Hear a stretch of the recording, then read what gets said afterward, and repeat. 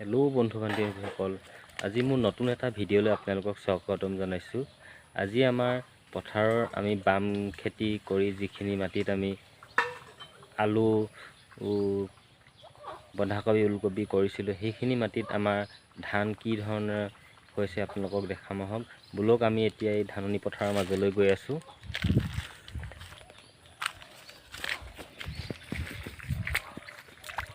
এয়া আমাৰ ধাননি পথাৰ।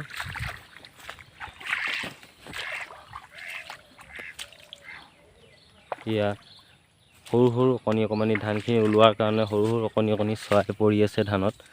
চৰাইখিনিয়ে বহুত ধান লোকচান কৰিছে। এইবিলাক চৰাই পৰি আছে, সৰু সৰু চৰাই। এইবিলাক এনেধৰণে চৰাই ধানখিনি পূৰা লোকচান কৰি আছে। এইখিনি চাই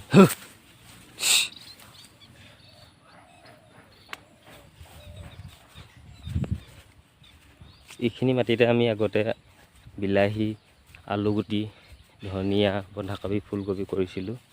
এনেধৰণে ধানখিনি খুব সুন্দৰ হৈ উঠিছে।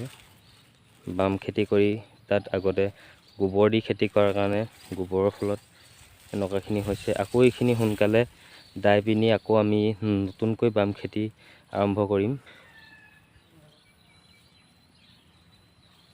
এনেধৰণে চাওক কি সুন্দৰকৈ, আৰু খুব বেছি অলপ দিনৰ খুব কম সময়ৰ ভিতৰতে আমি এইখিনি তুলিব পাৰিম। তুলি আকৌ এইখিনি ধান আমি তোলাৰ পিছত ইয়াত আকৌ মাটি চাহ কৰি আমি নতুনকৈ আমি বাম খেতি লগাম।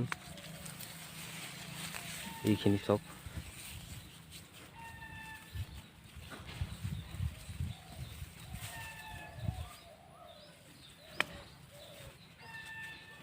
এনেধৰণেই গোবৰ সাৰটো খুব পৰাৰ কাৰণে ধানবিলাক বহুত সুন্দৰ হৈ উঠিছে। অলপ গান্ধীয়ে খাইছে এইবিলাক চৰাইবিলাকে কিছুমান লোকচান কৰিছে। এইবিলাক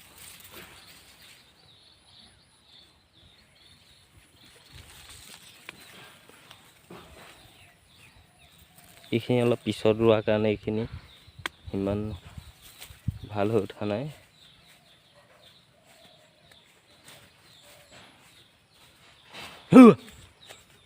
চৰাইবিলাক সৰু যদিও জাকে জাকে শ শ হিচাপে চৰাই পৰেহি। চৰাইবিলাকে বহুত লোকচান কৰিছে।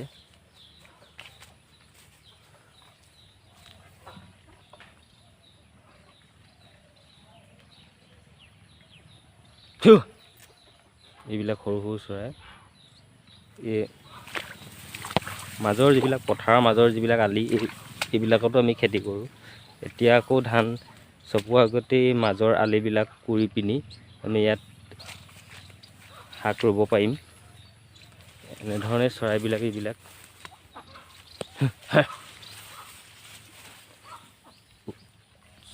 খেদি দিলে সিহঁতি উৰি গুচি যায়, আকৌ জাকে জাকে আহি পৰেহি।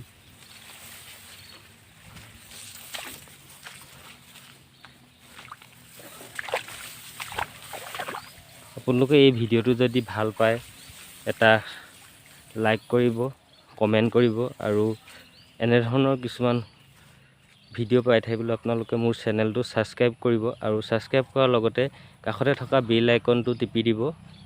আজিলৈ ইমানেই, ধন্যবাদ।